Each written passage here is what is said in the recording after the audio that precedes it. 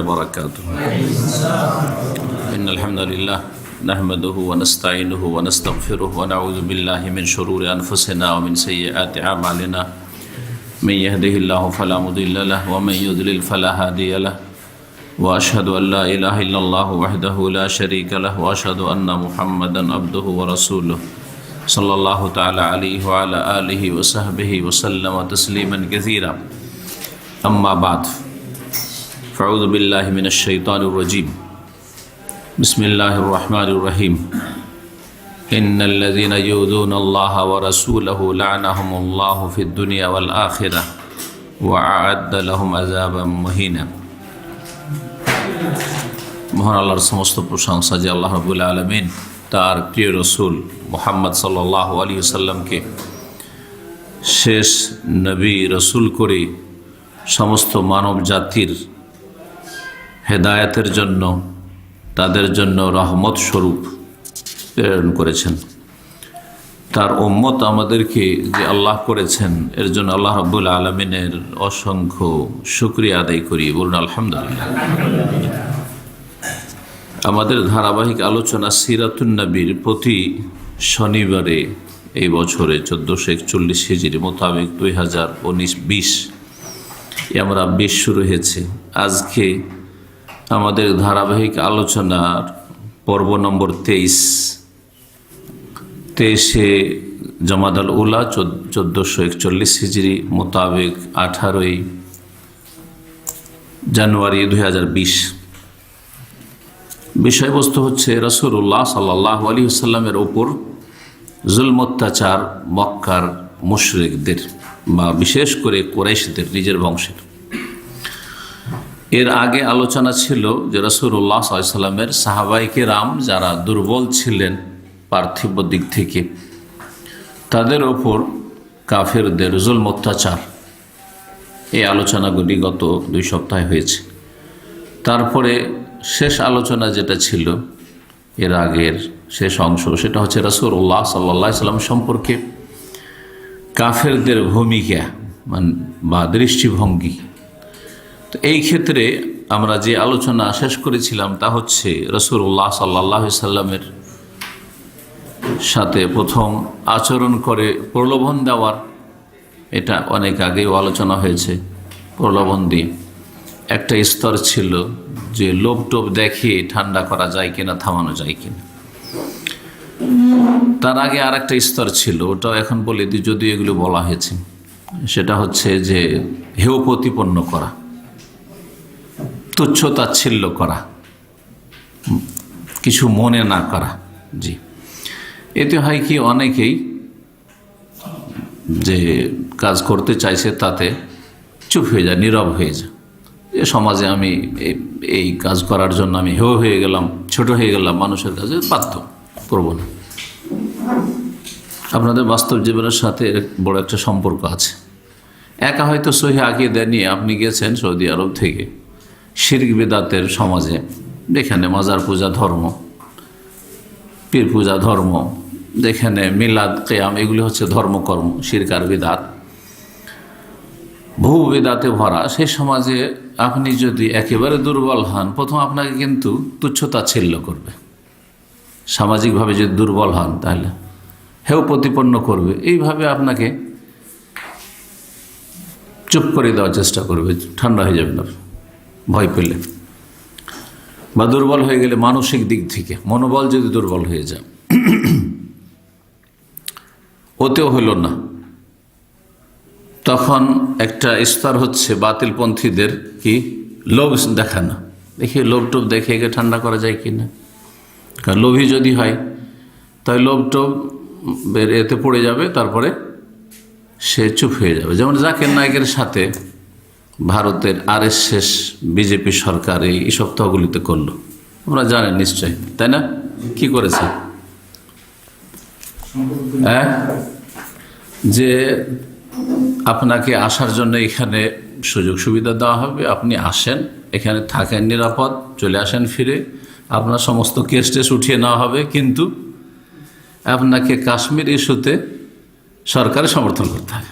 প্রলোভন, এটা বিশাল প্রলোভন।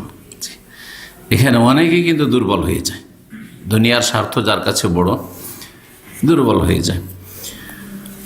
কিন্তু হকপন্থীরা দুর্বল হয় না, এর বাস্তব প্রমাণ জাকির নায়েক হাফিজাহুল্লাহ তাআলা দিতে পেরেছে, জাযাহুল্লাহ খায়র, এবং আল্লাহ তাআলা হেফাজত করেন। কিন্তু বেদাতপন্থীরা এবার ইসলামের হেফাজতের নামে বেরিয়ে গেল, আর বহু লোকে খুন করিয়েও দিল, আর তারপরে প্রলোভনে পড়েও গেল, আর যখন স্বার্থ হাসিল হয়ে গেল তখন প্রশংসা করাও শুরু করলো, পাশাপাশি বসেও গেল। ইতিহাস তো জানা আছে আপনাদের, সব অনেক কিছু শেখার আছে এখান থেকে। হকপন্থী বাতিলপন্থী চেনার বড় এই উপায়গুলি সিরাতুন নবী থেকে আপনি শিখতে পারবেন। তো রাসূলুল্লাহ সাল্লাল্লাহু আলাইহি ওয়াসাল্লাম তাদের প্রলোভনে আসলেন না, সেখানেও সফল আল্লাহ করলেন। তখন ধমক দেওয়া, যে স্তরটা ছিল শাসানি, ধমক, চ্যালেঞ্জ করা, তোমাকে দেখে নেব, এই করব, সেই করব, তুমি সাবধান হয়ে যাও, ওয়ার্নিং দেওয়া। তার মধ্যে একটা দিক ছিল কথোপকথন, আলাপ আলোচনার মাধ্যমে, কোন একটা মাধ্যম ধরে, দেখি ও তো শুনতে চাইছে না, দেখি ওর চাচাকে আবু তালেবকে, গত সপ্তাহে যে শেষ আলোচনা হয়েছে, আবু তালেবকে এটা প্রস্তাব দিল যে আমাদের একজন সুঠাম যুবক দিয়ে দিচ্ছি, ওকে আপনি নিয়ে নেন ছেলে হিসাবে, আর মোহাম্মদকে দিয়ে দেন। এই যে দর কষাকষি, এতেও সফল হলো না। কোরাইশরা, যারা কোরাইশ কাফের, তারা মক্কার মুশরিকরা দেখলো যে না, কোনো লাভ হলো না আমাদের। তখন সরাসরি রাসূলুল্লাহ সাল্লাল্লাহু আলাইহি সাল্লামের ওপর জুলম অত্যাচার শুরু করলো। একদিকে রাসূলুল্লাহ সাল্লাল্লাহু আলাইহি সাল্লামের ওপর জুলম অত্যাচার শুরু করলো, সরাসরি শারীরিক, মানসিক জুলম অত্যাচার আগেও ছিল, কিন্তু গায়ে হাত দেওয়া, জি, সরাসরি জুলম অত্যাচার, শারীরিক নির্যাতন।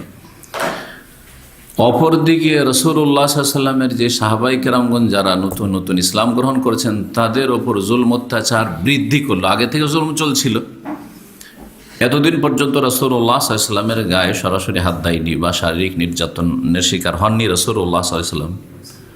কিন্তু এখন শুরু, যে না, এখন এভাবে সোজা করতে হবে। বাতিলপন্থীরা এইসব অস্ত্র ব্যবহার করে থাকে যুগে যুগে, এটা মানব জাতির প্রাচীন ইতিহাস বাতিলপন্থীদের, জি, কাফের মুশরিকদের আর অন্য অন্য মুসলিম যেসব বাতিল ফিরকাগুলি রয়েছে তাদের। কিন্তু রাসূলুল্লাহ সাল্লাল্লাহু আলাইহি ওয়াসাল্লাম যেহেতু সম্ভ্রান্ত পরিবারের মানুষ, বংশীয় মর্যাদা আল্লাহ দিয়েছিলেন তাকে, ব্যক্তিত্বের যে একটা প্রভাব আছে সেটা আল্লাহ রাব্বুল আলামিন দিয়েছিলেন, সুতরাং তার গায়ে যেই সেই লোক হাত দিয়ে দিবে এই সাহস করেনি। তার উপর যখন শারীরিক টর্চার বা জুলম অত্যাচার শুরু হয়, সেটা মক্কার যারা নেতৃস্থানীয় কাফের তাদের পক্ষ থেকে হয়েছিল। জনসাধারণ কেউ হাত বাড়াতে সাহস করেনি। মুহাম্মদ সাল্লাল্লাহু আলাইহি সাল্লামের গায়ে হাত দেবে, সরাসরি তারপর জুলম অত্যাচার করবে, এই সাহস সাধারণ জনগণ বা সাধারণ যারা সমাজের মানুষ, তারা এই সাহস করেনি। যেসব শীর্ষস্থানীয় কাফের নেতারা রাসূলুল্লাহ সাল্লাল্লাহু আলাইহি সাল্লামের উপর শারীরিক নির্যাতন বা জুলম অত্যাচার করেছিল, সেই সময় তাদের এক নম্বরে রাসূলুল্লাহ সাল্লাল্লাহু আলাইহি সাল্লামের আপন চাচা আবু লাহাব, যার ওপর অভিশাপ এবং যার ধ্বংসের ভবিষ্যৎবাণী করে আল্লাহ রাব্বুল আলামিন একটি সূরা নাযিল করেছেন কোরআনে কারীমে, তাব্বাত ইয়াদা আবি লাহাবিন ওয়া তাব মা আগনা আনহু মালুহু ওয়া মা কাসাব সায়াসলা নারান যাতা লাহাব। ভবিষ্যৎবাণী যে জাহান্নামে ধ্বংস তার দুই হাত, কারণ দুই হাতই বেশি পাপ করে, অধিকাংশ মানুষের অন্যায়গুলি দুই হাত দিয়ে হয়, আর সেও ধ্বংস হোক, আর দুনিয়াতে তো ধ্বংস হোক, পরকালে সে জ্বলন্ত আগুনে প্রবেশ করবে, ভবিষ্যৎবাণী আল্লাহ করে দিলেন, হিদায়াত হবে না সে, সায়াসলা নারান যাত লাহাব অমরাত, এমনকি তার স্ত্রীও একই খুরের মাথা মোড়া, হাম্মালাতুল হাতাব, যে এত নিচু মনের এবং এত যাকে বলা হয় নিকৃষ্ট চরিত্রের, যে তাকে আল্লাহ বলেছেন একটি উপাধি দিয়ে হাম্মালাত আল হাতাব, লকড়ি কুড়ানি। লকড়ি কাঠি এক তো পুরুষ লোকে যদি কোড়ায় তো একটু ছোট কাজ, লকড়ি কাঠি যার কুড়িয়ে বেড়ায়, আর তাও যদি এক মহিলাই কাজ করে। বলেন আমাদের কোনো কোনো এলাকায় শুনেছি যে মহিলারা নাকি চাষাবাদে মাঠে ঘাটে কাজ করে। আলহামদুলিল্লাহ আমি আমার এলাকায় দেখিনি, কিন্তু শুনেছি অনেক এলাকায় এরকম আছে। তো যেসব পরিবারে বা যেসব সমাজের মহিলারা মাঠে ঘাটে চাষাবাদের কাজ করে তারা একেবারে নিকৃষ্ট পরিবারের লোক। হাম্মালাতুল হাতাব আল্লাহ বলছেন, সেও জাহান্নামে প্রবেশ করবে, তার স্ত্রী যে আবু সুফিয়ান রাদিয়াল্লাহু তাআলার বোন আবু সুফিয়ান ইবনে হারব, আর এই ছিল উম্মে জামিল আরওয়া বিনতে হারব। জি, আসছে তার কথা। এই আবু লাহাব কষ্ট দিত, আর কষ্ট যদি আপনজন দেয়, ঘরের লোক দেয়, এতে আরও বেশি কষ্ট হয়। জি, আপনাকে যদি পর লোকে কষ্ট দেয়, পাড়া প্রতিবেশী, কিন্তু আপনার বংশের লোক না, আপনার নিকট আত্মীয় না, পর মানুষকে কষ্ট দিচ্ছে, অত কষ্ট হবে না, দিতেই পারে, এটা আপনি মানিয়ে নিতে পারবেন মনকে। কিন্তু যখন নিজের লোক কষ্ট দেয়, চরম কষ্ট হয়। জি, আরবিতে এক কবি বলেছেন, যুলমু যাবিল কুরবা আসাদ্দ মাদাদাতান, আত্মীয় স্বজন যদি কষ্ট দেয়, মানসিক শারীরিক জুলম অত্যাচার করে, পাড়া প্রতিবেশী তো কষ্ট দিয়ে থাকে অনেকে, কিন্তু যদি তারা আত্মীয় হয়ে কষ্ট দেয়, ঘনিষ্ঠ ব্যক্তি হয়ে কষ্ট দেয়, আপনজন কষ্ট দেয়, এটা আসাদ্দ মাদাদ মিন ওয়াকইস সাহামিল মুহান্নাদি। আরব দেশের প্রাচীন যুগে ভারতের, মুহান্নাদ মানে হিন্দি, ভারতীয় তরবারি খুব প্রসিদ্ধ ছিল। জি, সবচেয়ে ভালো তরবারি হয়তো ভারতের, এখনও লোহাতে বিখ্যাত ভারত। তো ভারতের তৈরি তরবারি দিয়ে আঘাত করলে যে জখম হয় মানুষের গায়ে, তাতে যে কষ্ট হয়, তার চেয়ে বেশি কষ্ট আত্মীয় স্বজন যদি মানসিক বা শারীরিক কষ্ট দেয়। তো আবু লাহাব এ রাসূলুল্লাহ সাল্লাল্লাহু আলাইহি ওয়াসাল্লামকে কষ্ট দিত, মানসিক শারীরিক। হাকাম বিন আবিল আস বিন উমাইয়া দ্বিতীয়, এই খুবই কষ্ট দিত। 3 নম্বর উকবা বিন আবি মুইত, যার বিশেষ একটি ঘটনা আছে জানেন, আসছে সেটিও বলবো। উকবা বিন আবু মুইত সে কষ্ট দিত। 4 নম্বর আদি বিন হামরা সাকাফি, সাকিব গোত্রের, সাকিব গোত্র মূলত তায়েফের কাছাকাছি, এরা ওই হাওয়াজেন যে হুনাইনের যুদ্ধে এরাই অধিকাংশ কুফরি শক্তি হয়ে রাসূলুল্লাহ সাল্লাল্লাহু আলাইহি ওয়াসাল্লামের বিরুদ্ধে হুনাইনের যুদ্ধে শরীক হয়েছিল। তো এই কষ্ট দিত। ইবনুল আসদা হোজালি, বানু হোজাইল গোত্রের ছিল। এরা মক্কার বাসিন্দা এবং রাসূলুল্লাহ সাল্লাল্লাহু আলাইহি ওয়াসাল্লামের প্রতিবেশী ছিল। আর প্রতিবেশীর যদি কষ্ট দেয় আরও বেশি কষ্ট হয়, কারণ রাত দিন যাওয়া আসা, ঘরে ঢুকছেন বেরোচ্ছেন, ওদের সাথে দেখা হবে। দূরের লোক কষ্ট দিলে অনেক সময় 2 দিন 4 দিন চলে যাচ্ছে, 10 দিন চলে যাচ্ছে, বা মাসকে মাস চলে দেখা সাক্ষাৎ হয় না। কিন্তু প্রতিবেশী থেকে আপনি গা ঢাকা দিতে পারবেন না, কারণ বাড়ি থেকে বেরোইতে হবে, ঢুকতে হবে, দেখা সাক্ষাৎ হবে, সামনাসামনি হবে। আমাদের এরকম মানসিক কষ্ট হয়, অনেক সময় শারীরিক কষ্ট না হলেও মানসিক কষ্ট হয় ধার্মিক লোকদের। অধিকাংশ প্রতিবেশী বেনামাজি, মুসলিম সমাজেও এখানেও বাস করেও, বড় দুঃখের বিষয়। এমন বেনামাজি এক ওয়াক্ত নামাজ পড়তে দেখা যায় না, আউযুবিল্লাহ, এটা মুসলিম, এদের ইসলাম অলরেডি অনেক আগে চলে গেছে। হ্যাঁ, এদেরকে সালাম দিলেও শরীয়তে আপত্তি, কেন কাফেরকে সালাম দেওয়া চলে না। আর সালাম না দিলেও সামাজিক জটিলতা, সামাজিকভাবে বসবাস করতে হবে, পাড়া প্রতিবেশী একই বিল্ডিংয়ে থাকে, আর যদি সামনাসামনি মুখামুখি হচ্ছেন সালাম না দেন, তো এটাও খুব খারাপ। আর এমন খারাপের খারাপ যে ধার্মিক লোক, দাড়িওয়ালা লোক যদি সালাম না দেয়, আরব দেশে আবার আর একটু, আমাদের দেশে তো দাড়িওয়ালা লোককে, যাদের দাড়ি রাখেন তারা সালাম দেয়, হ্যাঁ, কিন্তু এখানে যারা দাড়ি রাখে না তারা মনে করে দাড়িওয়ালা সালাম দেবে, মোতাও সালাম দেবে, ওরা সালাম দেবে। যদি সালাম না দেয় বদনাম, এর মোতাও হইল নাকি, করলো মোতাও খারাপ, দাড়িওয়ালাই সব খারাপ, গোটা দাড়িওয়ালা জাতিকেও শেষ করে দিল। এ হলো চরিত্র এখানকার। কিন্তু ওরা রাত দিন পাপে ডুবে আছে, কিন্তু একটা ছোট ভুল যদি করে দেয় কোনো দাড়ি ভালো, তো দেখে নেন কী চরিত্র এদের, আচরণটা। আল্লাহ হিদায়াত করে অসৎ লোকদেরকে। তো এই প্রতিবেশীরা যদি এইরকম হবে নামাজি অথবা বদ আকিদা, ভ্রান্ত আকিদার লোক, জি হ্যাঁ, অনেক সময় পাশে রাফেজি শিয়া বাস করছে, এদের সাথে কি আচরণ করা যায়? জি, বড় মুশকিল। অনেক সময় শরীয়তের বিধান পালন করার চাইতে সদাচরণকে প্রাধান্য দিতে হচ্ছে। শরীয়তের বিধান পালন করলে বাহ্যিক যেন খারাপ আচরণ হচ্ছে, অর্থাৎ আমি রাফেজি শিয়াকে সালাম দেব না, বেনামাজিকে সালাম দেব না, মুশরিক মাজার পূজারীকে সালাম দেব না, এটা হচ্ছে শরীয়ত। কিন্তু শরীয়ত পালন করলে আপনার কারণে, আমার কারণে ইসলাম বদনাম হয়ে যাবে। আমি শুধু বদনাম হব না যে শেখ মতিউর রহমান আমাদের সালাম দেয় না, আমার কারণে সমস্ত ধার্মিক মুসলিমরা বদনাম হয়ে যাবে এবং ইসলাম বদনাম হয়ে যাবে। যে ইসলাম মানামানি খারাপ মনে হয়, খারাপ আচরণ করা। কিন্তু তোমরা এমন যে তোমাদেরকে আল্লাহ তো কাল আনআম, চতুষ্পদ জন্তু, তার চাইতে নিকৃষ্ট বলেছেন। তোমাদের চাইতে ভালো আচরণ করা উচিত চতুষ্পদ জন্তুর সাথে। বড়ই দুঃখের বিষয় এগুলো, কিন্তু তিক্ত অভিজ্ঞতা এগুলো। জি, আর সবাই মানে ভুক্তভোগী, যে যেখানে আছেন ভুক্তভোগী।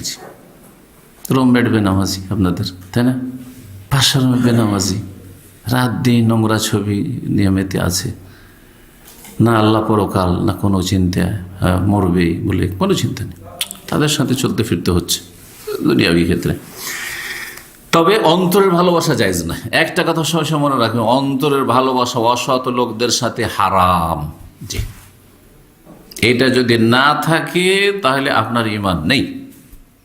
এটা হচ্ছে আল ওয়ালা ওয়াল বারা, ভালোবাসা আল্লাহর জন্য আর বৈরিতা আল্লাহর জন্য। আল্লাহর জন্য ভালোবাসা আমার নামাজি ভাইদেরকে, ধার্মিক ভাইদেরকে, সহিহ আকীদার ভাইদেরকে, ভালো মানুষদেরকে। আর আল্লাহর জন্য আমি ঘৃণা করি আল্লাহর সন্তুষ্টির জন্য, কারণ এরা আল্লাহর দুশমন, আল্লাহর নাফরমান, এরা পাপিষ্ঠ, সুতরাং এদের ঘৃণা করা আমার জন্য ফরজ।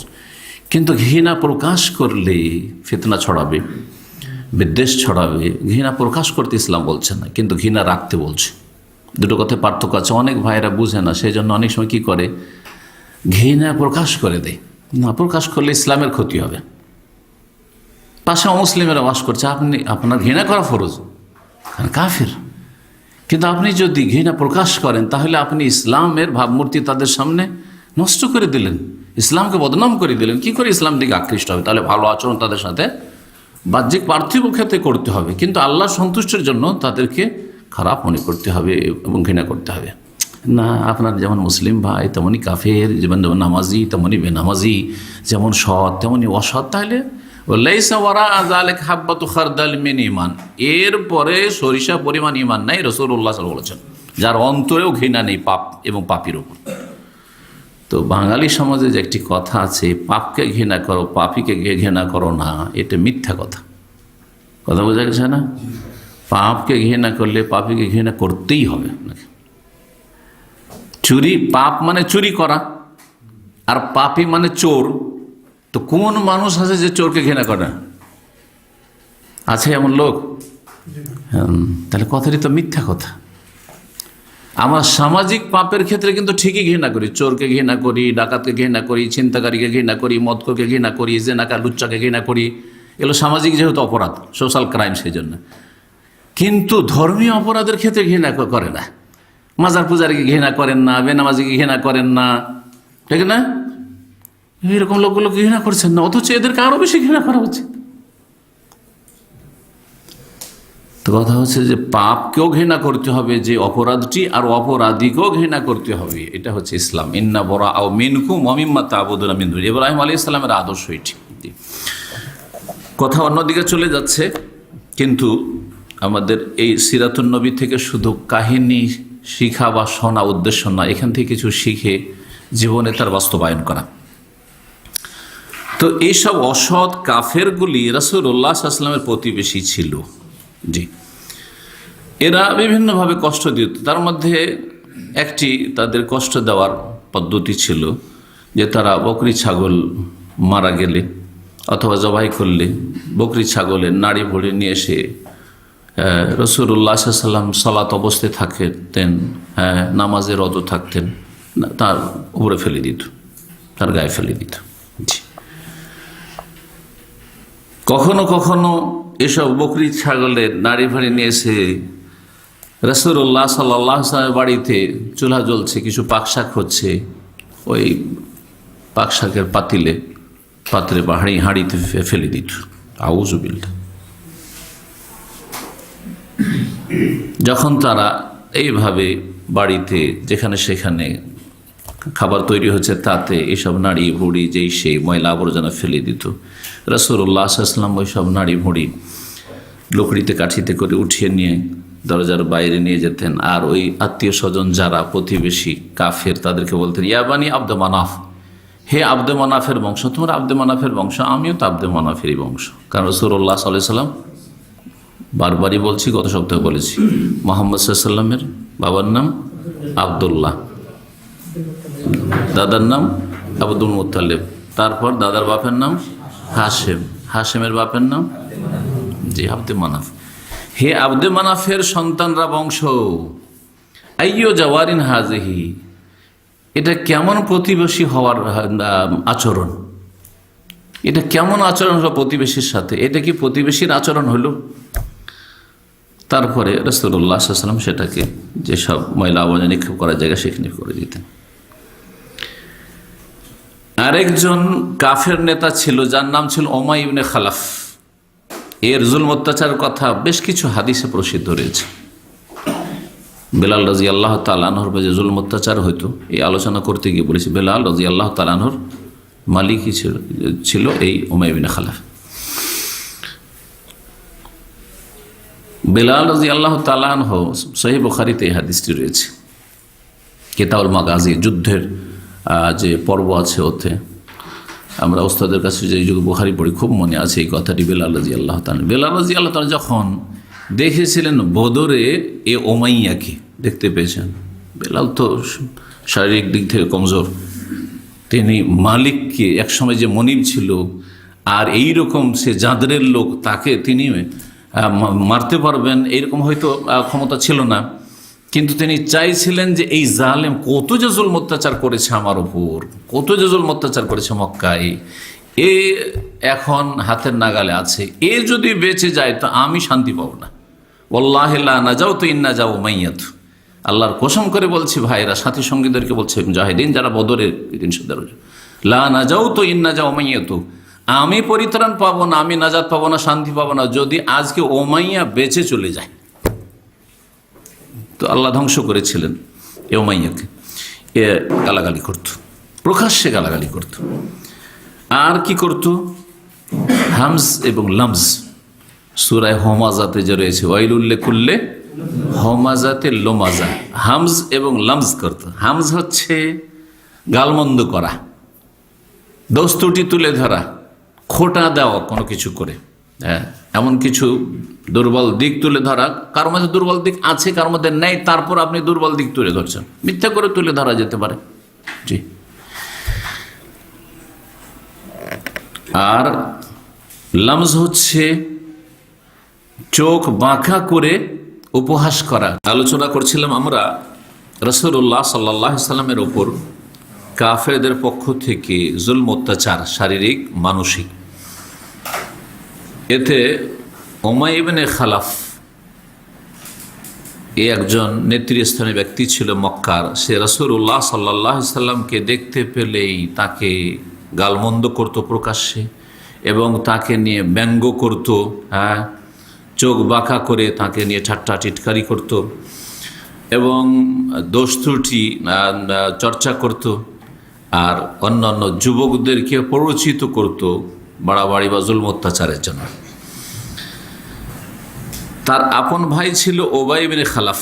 এ ছিল উমাইয়া ইবনে খালাফের কথা বললাম, যে বেলাল রাদিয়াল্লাহু তাআলা আনহুর এক সময় মনিব বা মালিক ছিল। যখন বেলাল রাদিয়াল্লাহু তাআলা আনহু দাস গোলাম ছিলেন, তারপর আবু বকর সিদ্দিক রাদিয়াল্লাহু তাআলা আনহু যখন খুব জুলম অত্যাচার দেখলেন যে বেলালের ওপর আর এইরকম অনেক দুর্বল অসহায় দাসদের ওপর হচ্ছে, তখন এক এক করে তিনি খরিদ করে আল্লাহর সন্তুষ্টির জন্য স্বাধীন করে দিয়েছিলেন। এই আলোচনা এর পূর্বে আমরা করেছি। এই ওমাইয়ার ভাই ছিল ওবাই ইবনে খালাফ। ওমাই ইবনে খালাফের ভাই ওবাই ইবনে খালাফ। এই আর এক নেতা মক্কার প্রভাবশালী কাফের ছিল। নবী করিম সাল্লাল্লাহু আলাইহি সাল্লামকে যখন তখন মেরে দেওয়ার ধমক দিত। একবার সে বলল, ইয়া মোহাম্মদ, হে মোহাম্মদ সাল্লাল্লাহু আলাইহি সাল্লাম। যখন নবীর নাম শুনবেন আপনি সাল্লাল্লাহু আলাইহি সাল্লাম বলবেন, কিন্তু আমি যেহেতু কাফের কথা নকল করছি তখন ওইভাবে বলছি। তারপরে থেমে গিয়ে মানে কাফের কথা স্টপ, কেন কাফের তো আর সাল্লাল্লাহু আলাইহি সাল্লাম বলেনি, আমি তখন বলছি সাল্লাল্লাহু আলাইহি সাল্লাম। এই জন্য ইয়া মোহাম্মদ, হে মোহাম্মদ, তারপরে শ্বাস নিয়ে ওয়াকফ করে কি বলছি সাল্লাল্লাহু আলাইহি সাল্লাম। কারণ এটা আমার ফরজ দায়িত্ব বা আমার যে করণীয়, যে রাসূলুল্লাহ সাল্লাল্লাহু আলাইহি ওয়াসাল্লাম নাম আসলে কি বলবো সাল্লাল্লাহু আলাইহি সাল্লাম, থেকে সালাতু সালাম দরুদ ওয়া সালাম পেশ করব। হে মুহাম্মদ সাল্লাল্লাহু আলাইহি সাল্লাম, ইন্না ইনদি আল উদ ফারাসান, আমার কাছে উদ নামক একটি ঘোড়া আছে, যাকে আমি প্রতিদিন পর্যাপ্ত পরিমাণে ভুট্টা খাওয়াচ্ছি। ভুট্টা জানেন যে খুব শক্তিশালী, ভুট্টা বলেন তো আপনারা, তাই না?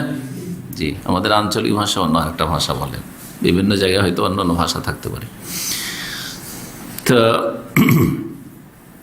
ভুট্টা খাওয়াচ্ছি, কিসের জন্য? এটাকে খাওয়িয়ে আমি তাজা করে রাখছি, শক্তিশালী করে রাখছি। আক্তলোক আলাইহি, সেই ঘোড়ার ওপর চেপে তোমাকে খুন করব। এই কথা শুনতে শুনতে রাসূলুল্লাহ বললেন তাকে, বাল আনা আক্তলোকা ইনশাআল্লাহ, তুমি আমাকে হত্যা করতে পারবে না, তোমাকে ইনশাআল্লাহ আমি হত্যা করব। কত আর শুনবেন, তোমাকে আমি হত্যা করব। এই এক খবিস উবাই ইবনে খালাফ ছিল, যেই ব্যক্তি রাসূলুল্লাহ সাল্লাল্লাহু আলাইহি ওয়াসাল্লামের অস্ত্রের হালকা ছোঁয়াই, আঘাত না, ছোঁয়াতে শুধু স্পর্শ করে সে ধ্বংস হয়েছে, মারা গেছে। জি, আর কারো গায়ে রাসূলুল্লাহ সাল্লাল্লাহু আলাইহি ওয়াসাল্লামের অস্ত্র লাগেনি। এটা নবী সাল্লাল্লাহু আলাইহি ওয়াসাল্লামের জীবনের ইতিহাস, রহমতুল্লাহ আলামিন। তিনি জেহাদে নেতৃত্ব দিয়েছেন, জেহাদে শরীক হয়েছেন, থেকেছেন অনেকগুলি জেহাদে, বদরে, ওহদে, খন্দকে, মক্কা বিজয়ে, হুনাইনে ইত্যাদি, তাবুকে। কিন্তু রাসূলুল্লাহ সাল্লাল্লাহু আলাইহি সাল্লামের হাতের অস্ত্রে কোনো কাফের ধ্বংস হয়নি, একমাত্র এই উবাই ইবনে খালাফ কাফের ছাড়া। কারণ এ যখন বারবার এইরকম ধমক দিত, রাসূলুল্লাহ সাল্লাল্লাহু আলাইহি ওয়াসাল্লাম তার প্রতি উত্তরে বলেছিলেন যে তুমি আমাকে হত্যা করতে পারবে না। সুবহানাল্লাহ। জি, যাকে আল্লাহ পাঠিয়েছেন। এবং আল্লাহ রাব্বুল আলামিন একটি আয়াত কোরআনে রয়েছে, এই আয়াতটি নাজিল হওয়ার পর রাসূলুল্লাহ সাল্লাল্লাহু আলাইহি ওয়াসাল্লাম সাহাবীদেরকে বললেন, সাহাবীরা কিন্তু পাহারা দেওয়ার জন্য নবী সাল্লাল্লাহু আলাইহি ওয়াসাল্লামের বাড়ির কাছে রাত্রে চলে আসতেন, নিজে থেকে স্বেচ্ছাসেবক সিকিউরিটি হিসাবে চলে আসতেন আর সারা রাত পাহারা দিতেন পালাক্রমে, অথবা আমি আজকে পাহারা দেবো, আমরা আজকে পাহারা দেবো, এই করে পাহারা দিতে থাকতেন। যখন এই আয়াতটি নাযিল, আল্লাহু ইয়াসিমুকা মিনান নাস, হে নবী, আল্লাহ তোমাকে মানুষের অনিষ্ট থেকে রক্ষা করবেন। আগে থেকে আল্লাহকে নিশ্চয়তা দিলেন, হ্যাঁ, যে তোমাকে কেউ মারতে পারবে না, আল্লাহ মানুষের অনিষ্ট থেকে তোমাকে রক্ষা করবেন, হেফাজত করবেন। তখন রাসূলুল্লাহ সাল্লাল্লাহু আলাইহি ওয়াসাল্লাম ওই সাহাবীরা যারা পাহারা দেওয়ার জন্য স্বেচ্ছাসেবক আসতো তাদেরকে বললেন যে যাও, ইযহাবু ইনসারিফু, তোমরা চলে যাও, আর আমার পাহারা দেওয়ার দরকার নেই। অথচ সাধারণ ঘর, হ্যাঁ, ওই খেজুর পাতার ঘর, জি, যে কোনো সময় কাফের আক্রমণ করতে পারে, কিন্তু আল্লাহর উপর আস্থা ভরসা। এবং আল্লাহ রাব্বুল যে বলেছে আল্লাহর কথা সবচাইতে সত্য, হ্যাঁ, সাদাকাল্লাহু ওয়া রাসূলুহু, জি, আল্লাহ হেফাজত করে, সুতরাং তোমাদের পাহারা দেওয়ার কোনো প্রয়োজন করেন না। বলেছিলেন যে বাল আনা আক্তুলুকা ইনশাআল্লাহ, হে ওবাই, তোমাকে আমি হত্যা করবো ইনশাআল্লাহ, আল্লাহ চাইলে। ওয়াকাদ কাতালাহু ইয়াউম উহুদিন, উহুদের দিনে রাসূলুল্লাহ সাল্লাল্লাহু আলাইহি সাল্লাম তাকে হত্যা করেছিলেন। শুধু ছোঁয়া লেগেছিল, তারপরে তাতেই এমন তার শরীরে বিষ সঞ্চারিত হয়েছিল, ছটফট করতে করতে মারা গেছিল। শুধু আঁচড় লেগেছিল, এটি রেওয়ায়েত রয়েছে, শুধু আঁচড় লেগেছিল গায়ে, মানে কোনো রক্ত পড়েনি উবাইয়ের, রাসূলুল্লাহ সাল্লাল্লাহু আলাইহি ওয়াসাল্লামের অস্ত্রের আঘাতে। জি, একদিনে উবাই ইবনে খালাফ একটি এমন হাড্ডি নিয়ে আসলো যেটি দীর্ঘ সময় ধরে পড়ে থাকার কারণে পচে সরে গেছে, নরম হয়ে গেছে। দীর্ঘ সময় হাড্ডি পড়ে থাকলে পচে সরে নরম হয়ে যায়। নিয়ে আসার পরে সেটাকে চূর্ণ বিচূর্ণ করে সেটাকে রাসূলুল্লাহ সাল্লাল্লাহু আলাইহি ওয়াসাল্লাম, যেমন ছাতু বা আটা থাকে, রাসূলুল্লাহ সাল্লাল্লাহু আলাইহি ওয়াসাল্লামের চেহারা মোবারকে ছুড়ে দিয়েছিল এইভাবে। জি, বিভিন্নভাবে জুলম অত্যাচার করত, বাড়াবাড়ি করত মক্কার কাফেররা।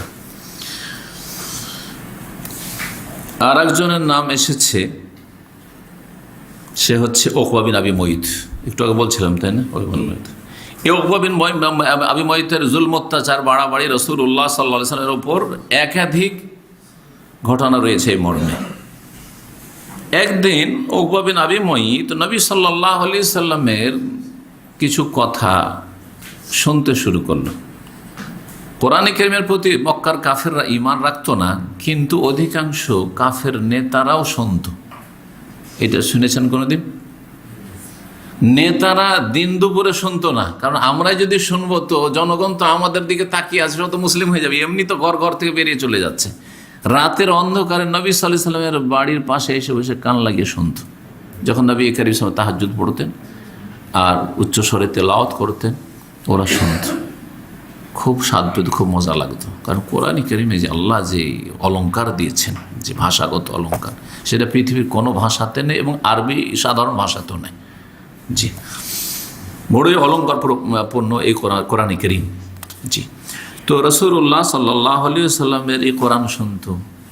একবার এরকম ঘটনা আছে যে রাতের অন্ধকারে শুনতে এসে কয়েক কাফের নেতা শুনতে এসছে, কেউ কাউকে দেখতে পায়নি। যখন শুনে যাচ্ছে দেখা হয়ে গেছে, গায়ে গা লেগে যাচ্ছে অন্ধকার। আরে কে? বলছে আমি অমুক। তুমি কে? অথবা কে বলছে আমি সাহেবা, বলছে আমি আবু জাহেল। আরে সব হাজির, কি ব্যাপার? তো বলছে আরে শুনছিলাম মোহাম্মদ কি বলে, কি পড়ে, রাত্রে শুনছিলাম, তো কেমন লাগলো কথাগুলি? বলছে কথা তো ভালোই লাগে। কথায় ভালো লাগে তো মেনে নেওয়া যায়? বলছে না, মানা যাবে না, মানা যাবে। এটা বাতিলপন্থীদের একটা চরিত্র। আমাদের কথা অনেকে তারা বলে যে কথা ঠিক, হ্যাঁ, কিন্তু এক দোষ তুলে ধরতে হবে। তার বলার ভঙ্গিম অহংকারী, দিল আমাকে অহংকারী বানিয়ে। কিন্তু যে আমার সাথে কথা বলেছে সে বলছে এই লোকটা তো অহংকারী না, কাছাকাছি কথা বললে, কিন্তু দূর থেকে ও জি বলে আঙ্গুর টক, যে অহংকারী লোকটা, ওর মধ্যে অহংকার আছে, অহংকারের সাথে কথা বলে। আবার কে বলেন না, ওর এই বেদাতি মোল্লাগুলো বলেছে ওর বলার ভঙ্গিমা বা কি বলছে, যেটা বডি ল্যাঙ্গুয়েজ তার খারাপ, ভালো না। হ্যাঁ, মানুষ খালি ভুল ধরে বেড়ায়, জি, গীবত করে। জি হ্যাঁ, আরে ভাই, যদি তোমাদের যেগুলো ভুল ধরেছি আমার ভুল হয়, তোমাদেরটা ঠিক হয়, তো এটা তোমরা দলিল সহ খণ্ডন করে দাও না, আর না হলে মেনে নাও। তোমাদের তো মানিয়ে নেওয়ার জন্য তোমাদের গাড়ি অ্যাক্সিডেন্ট করতে যাচ্ছে, রোড থেকে নামতে যাচ্ছে, আমি উঠিয়ে দেওয়ার জন্য হিতাকাঙ্ক্ষী উঠিয়ে দিতে চাইছি, এর বেশি তো কিছু না।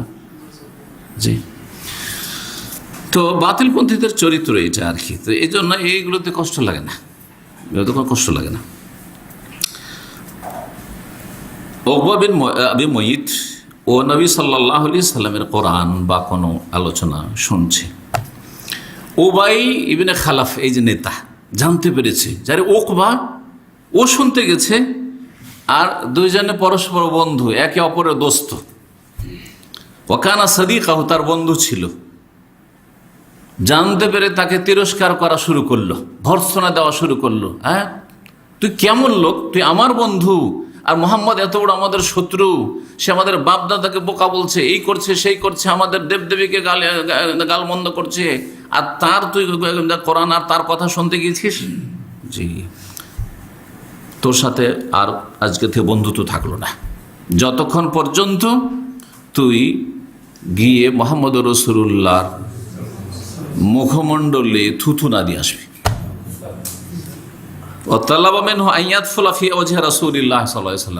তুই যদি আমার সাথে দোস্তি রাখতে চাস, তাহলে যা মোহাম্মদের মুখে থুথু ফেলাই, তুই থুথু দিয়া।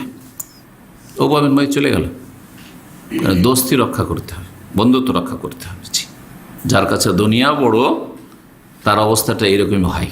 তার হেদায়েত নসিব হয় না। জি, পার্থিব বন্ধুত্ব টিকিয়ে রাখার জন্য এই কাজটি করল। আরো একটি ঘটনা আসছে যেটা পরে আসবে। উকবা বিন আবি মুয়িতকে বলা হয়েছে আশকাল কওম, মক্কার কাফের মধ্যে সবচাইতে বদ প্রকৃতির লোক। জি, আশকাল কওম, যেমন সমুদ সম্প্রদায়ের সবচাইতে খারাপ কুখ্যাত ব্যক্তি ছিল ওই ব্যক্তি, যেই ব্যক্তি তাদের স্ত্রীকে হত্যা করেছিল, যখন আহত করেছিল তারপরে হত্যা করেছিল। এটা কোরআনের ভাষায় বলা হয়েছে এজিম বাসা আশকাহা, হঠাৎ করে লাফিয়ে দাঁড়ালো তাদের সবচাইতে কুখ্যাত খারাপ ব্যক্তি। কি বলল? যখন ওই মিটিং করে বলল যে আচ্ছা কে আছে যে এই সালেহ নবী যে তার মোজেজাতে উটনি নিয়ে এসছে বা স্ত্রী নিয়ে এসছে, ওটাকে কে মারতে পারবে? তখন লাফ দিয়ে উঠল। কেদার বিন সালেফ নামক সে লোক ছিল, সে লাফ দিয়ে উঠলো, বলছে আমি এই কাজ করবো, এটা কোনো ব্যাপার হলো নাকি, আমি এই কাজ করবো। যুবক মানুষ, রক্ত গরম হয়ে আছে, কাফের, বিদ্বেষ শত্রুতা আছে সালেহ আলাইহিস সালাম সেই যুগের নবীর সাথে। গিয়ে সে অথচ সেই উটের স্ত্রীর দুধ খেয়ে তারা তাদের জীবনযাপন হচ্ছিল, কত ফায়দা ছিল। বাস স্বার্থে কতটা আঘাত লাগছিল যে একদিনের পানি শুধু এই স্ত্রী পান করবে আর একদিন তোমরা পানি নিতে পারবে পালাক্রমে। আরে একটা দিন আমরা গোটা দিন পানি নিতে পারবো না, না এটা হবে, দে মেরে দে উঠনিক। তো আল্লাহ কোরআনে কারীম ওখানে বলছে এই যে বাস আশকাহা, সবচাইতে খারাপ লোকটি। শাকিউন মানে খারাপ, আর আশকা মানে সবচেয়ে বেশি খারাপ। সবচেয়ে বেশি খারাপ লোকটি লাফিয়ে উঠলো, বলছে আমি এই কাজ করব। এই কাজ তো ওই সালেহ আলাইহিস সালামের উম্মতের সবচেয়ে খারাপ কুখ্যাত ব্যক্তি ছিল ওই লোকটি, কেদার বিন সালেহ। আর রাসূলুল্লাহ সাল্লাল্লাহু আলাইহি ওয়াসাল্লাম উম্মতের, উম্মত মানে নিজের মুসলিমরা নয়, উম্মত দুরকম, কিন্তু এর আগে বলেছে উম্মতে ইজাবা আর উম্মতে দাওয়া। উম্মতে ইজাবা যারা নবী সাল্লাল্লাহু আলাইহি ওয়াসাল্লাম ডাকে সাড়া দিয়ে দিয়েছে, আমরা মুসলিমরা হচ্ছে উম্মতে ইজাবা, কবুল করেছি। আজাবা এই মানে কবুল করা।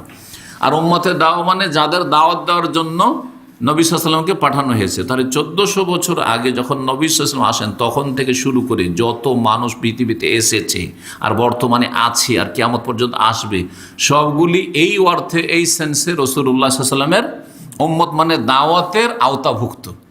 এই সবগুলি হচ্ছে নবী সাল্লাল্লাহু আলাইহি ওয়াসাল্লামের দাওয়াতের ফিল্ড, দাওয়াতের ক্ষেত্র। এই দাওয়াত যতদিন ছিলেন রাসূলুল্লাহ সাল্লাল্লাহু আলাইহি ওয়াসাল্লাম পৌঁছে দিয়েছেন, এখন তিনি আমাদের মাঝে মজুদ নন। সুতরাং এই দায়িত্ব কাদের? যাদের কাছে আল্লাহ দ্বীনের জ্ঞান দান করেছেন এবং যাদেরকে আল্লাহ রাব্বুল আলামিন তৌফিক দিয়েছেন তাদের, জি, বিশেষ করে ওলামাদের। আর তারপরে আমজনগণ, আমাদের মানুষ, আমাদের শুধু আলেমদের দায়িত্ব হচ্ছে দ্বীনের দাওয়াত পৌঁছে দেওয়া। কেন অমুসলিমদেরকে ইসলামের দাওয়াত পৌঁছে দেবে, এটা আপনি পারবেন না? ওটা তো আপনিও পারবেন। একটা বেনামাজি নামাজ পড়েন না, আপনি জানেন না আপনি নামাজি, আর আরেকজন বেনামাজি, আপনি জানেন অন্তত নামাজের দাওয়াত তো আপনি দিতে পারবেন। এটা তো অসুবিধার কি আছে?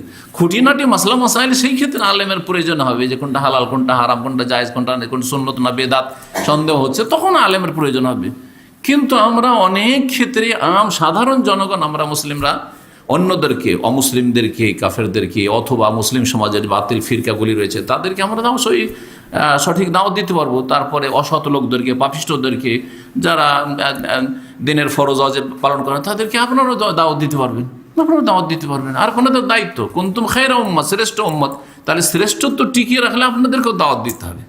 তো এই যে একটা ধারণা যে আলেমদের শুধু দায়িত্ব না, আলেমদের দায়িত্ব বেশি, আপনার দায়িত্ব কম। আলেমদের দায়িত্ব অনেক বড়, অনেক লোককে দাওয়াত দেওয়া তাদের দায়িত্ব, কিন্তু আপনার বেশ কিছু লোক যারা আপনার আশেপাশে বসবাস করে তাদেরকে দাওয়াত দেওয়া আপনার দায়িত্ব। তারপরে দাওয়াত শুধু কথার দ্বারা হয় না, তার আগে আচার আচরণ দিয়ে দাওয়াত দেওয়া। আপনি একজন আইডিয়াল মুসলিম হবেন, আপনি আপনার ইসলামিক চরিত্র এবং আচার আচরণ দিয়ে, উত্তম ব্যবহার দিয়ে আপনি সাইলেন্ট দাওয়াত করবেন। চুপচাপ দাওয়াত দিচ্ছেন আপনি, সততার মাধ্যমে, বেঈমানি করছেন না, ওয়াদা খেলাফি করছেন না, আপনি কারোর সাথে ধোঁকাবাজি করছেন না, আপনি একটা পয়সা কারো মেরে খাচ্ছেন না। ধরেন একটা দোকানে একটা অমুসলিম কাউন্টারে বসে আছে আর ভুলবশত আপনার কাছ থেকে কম পয়সা নিয়েছে, আপনি বুঝতে পেরেছেন বা পরে জানতে পেরেছেন, তারপরে গিয়ে যদি আবার যান, ভাই তুমি তো 10 টাকা কম নিয়েছো, দেখো আমি হিসাব করে দেখলাম যে 10 টাকা কম নিয়েছো, ফিরিয়ে দেন। সে কীভাবে আকৃষ্ট হবে চিন্তা করুন তো দেখি। এটা আপনার ইসলামের দাওয়াত। এই লোকটিকে আমার কাছে ফিরে আসতে কে বাধ্য করলো? তার ঈমান, তার তাকওয়া আল্লাহ বিরুদ্ধা। সুতরাং আমাকে ওইরকম ভালো মানুষ হইতে হবে। এই দাওয়াতটা আপনারা যে কোনো মানুষ দিতে পারেন, বরং প্রত্যেকের জন্য ফরজ এই দাওয়াত দেওয়া, উত্তম আচরণ আখলাক দিয়ে। সাহাবীরা কিন্তু শুধু শুধু দাওয়াতের জন্য যাননি, ব্যবসা বাণিজ্য করেছেন আর দাওয়াতও দিচ্ছেন। ব্যবসা বাণিজ্যে ভারতের চিটাগাঁয়ে নেমেছেন, তারপর বরগুনাতে নেমেছেন, তারপরে ওই আপনার মাদ্রাস আপনার চেন্নাইয়ে নেমেছেন, তারপরে ওই মালাবার কেরলে নেমেছেন, ওখানে ব্যবসা বাণিজ্য করেছেন আর তার সাথে তাদের সততার মাধ্যমে দাওয়াত দিয়েছেন, সততার মাধ্যমে দাওয়াত দিয়েছেন। আচ্ছা আপনারা তাহলে কি, যে আমরা মুসলিম, তো আপনাদের ইসলাম সম্পর্কে বলুন তো দেখি। বলছে ইসলাম হচ্ছে এই, তাহলে তো আপনাদের ধর্ম খুব ভালো, তাহলে আমরা এরকম কেন থাকবো, তো আমরা মুসলমান হয়ে যাই। জি, এভাবে ইসলাম গ্রহণ করেছে। আমার যদি চরিত্র খারাপ হয়, আপনার সাথে খারাপ আচরণ করি, আর আপনার যদি নামাজের কথা বলি, তো আপনি কবুল করবেন? সহি আকীদার কথা কবুল করবেন? করবেন না। তাহলে আমাকে আপনার জন্য কিছুটা তো আদর্শ হইতে হবে। এই নয় যে নবীর মতো সবাই হইতে পারবে, কি সাহাবীর মতো কেউ হইতে পারবে, কিন্তু আপনাকে এই যুগের ভালো মানুষ হওয়ার চেষ্টা করতে হবে। আপন জায়গা থেকে আপনার গ্রামে আপনাকে সবচেয়ে ভালো হওয়ার চেষ্টা করতে হবে, তাহলে আপনাকে ফলো করবে লোকেরা। তো যাই হোক, কি বলছিলাম, ওকবে নবী মুঈতের কথা বলছেন, তাই না? সবচেয়ে খারাপ লোক এই উম্মতের। উম্মত দুই রকমের, এই কথাই বলতে গিয়ে বললাম। আবু লাহাবের কথা বলি কিছু। আবু লাহাব বহু রকমভাবে কষ্ট দিয়েছে। তার কষ্ট দেওয়ার লম্বা কাহিনী রয়েছে। এত বড় কট্টর শত্রু ছিল রাসূলুল্লাহ সাল্লাল্লাহু আলাইহি ওয়াসাল্লামের, যে সে প্রথম দিন থেকে, ইসলামের প্রথম দিন থেকে কষ্ট দেওয়া শুরু করেছে।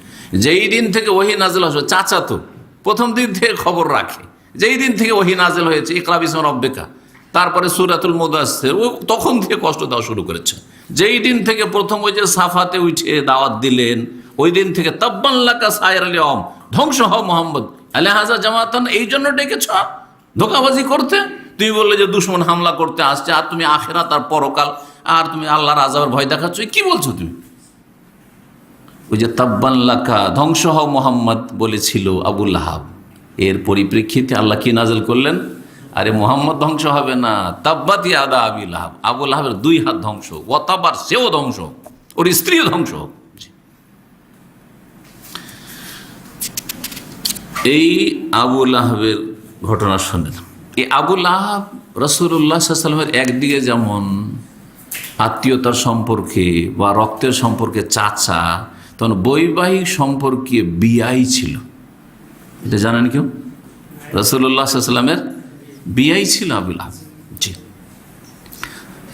বিয়াই মানে যেমন তেমন তাও বিয়াই নয়। 2 মেয়ে দিয়েছেন রাসূলুল্লাহ সাল্লাল্লাহু আলাইহি ওয়াসাল্লাম এই আবু লাহাবের 2 ছেলেকে। 2 মেয়ের নাম ছিল রোকাইয়া আর উম্মে কুলসুম। আপনারা তরতিব জানেন যে বড় মেয়ের নাম কি নবী সাল্লাল্লাহু আলাইহি ওয়াসাল্লামের? জাইনাব, মাশাআল্লাহ। 2 নম্বরে রোকাইয়া, মাশাআল্লাহ। 3 নম্বরে উম্মে কুলসুম। উম্মে কুলসুম 3, এটা অনেকে জানে না, কিন্তু রোকাইয়া আর উম্মে কুলসুম যে 2, 3, এটাকে অনেকেই জানে না। 3 নম্বরে উম্মে কুলসুম, 4 নম্বরে ফাতিমা রাদিয়াল্লাহু তাআলা আনহুন্না আজমাইন। কিন্তু শিয়ারা আর শিয়া প্রভাবিত বেদাতি সুন্নিরা ফাতেমা ছাড়া নবীর মেয়েদের নাম জানে না। একবার বাসে শিয়া ড্রাইভার, এখানে তো শিয়া ড্রাইভারই থাকে প্রায় বাসের, ইন্ডিয়ান, বাংলাদেশি, পাকিস্তানি 2-4টা ড্রাইভার বাদে বাকি তো বাসের যে উমরা ড্রাইভারগুলো সব তো শিয়া, তাই না? তো একবার ইসলামী সেন্টার থেকে মনে হয় আমরা কোনো কাফেলা নিয়ে অনেক আগে 2005-এর দিকে নিয়ে গেছিলাম। তো প্রতিযোগিতা করছি, কারণ সব ছাত্র ভাইদেরকে নিয়ে গেছি, প্রতিযোগিতা করছি। ওর মধ্যে জিজ্ঞাসা করছে নবী সাল্লাল্লাহু আলাইহি সাল্লামের কয়জন মেয়ে ছিলেন? তো 2-3 জন সুডানি বা মসরি ছিল ওর মধ্যে, আমাদের বাংলা ভাষীদের মাঝে। তো আরবিতে প্রথম প্রশ্ন, আর তারপরে বাংলায় বলছি। তো আরবিতে যখন প্রশ্ন বলেছি, আর তারপরে 4 জন মেয়ে উত্তরে যখন জানতে পারলো, ড্রাইভার শুনছে, কারণ ড্রাইভারের পাশ থেকে আমি বলছি, তখন ওই শিয়া রাফেজ বলছে আউয়াল মাররা আসমা বানাত মোহাম্মদ আরবা, জীবনের প্রথম শুনছি যে মোহাম্মদের 4 মেয়ে সাল্লাল্লাহু আলাইহি ওয়াসাল্লাম। বুঝতে পারছেন এই অবস্থাটা কি আমাদের দেশের সাধারণ জনগণ বা বিশেষ করে বেদাতি সমাজের না? মা ফাতেমা ছাড়া আর কোনো মা জানে? মা কুলসুম জীবনে শুনেছেন, মা রোকাইয়া জীবনে শুনেছেন ওয়াইজ বক্তাদের কাছ থেকে? আরে জাহেল মূর্খ সমাজের লোক তো বাদ দেন, কোনো বক্তার কাছ থেকে শুনেছেন মা রোকাইয়া, মা কুলসুম শুনেছেন, মা জাইনাব শুনেছেন? জীবনে শোনেননি। তুই তো শিয়াদের অনুসারী।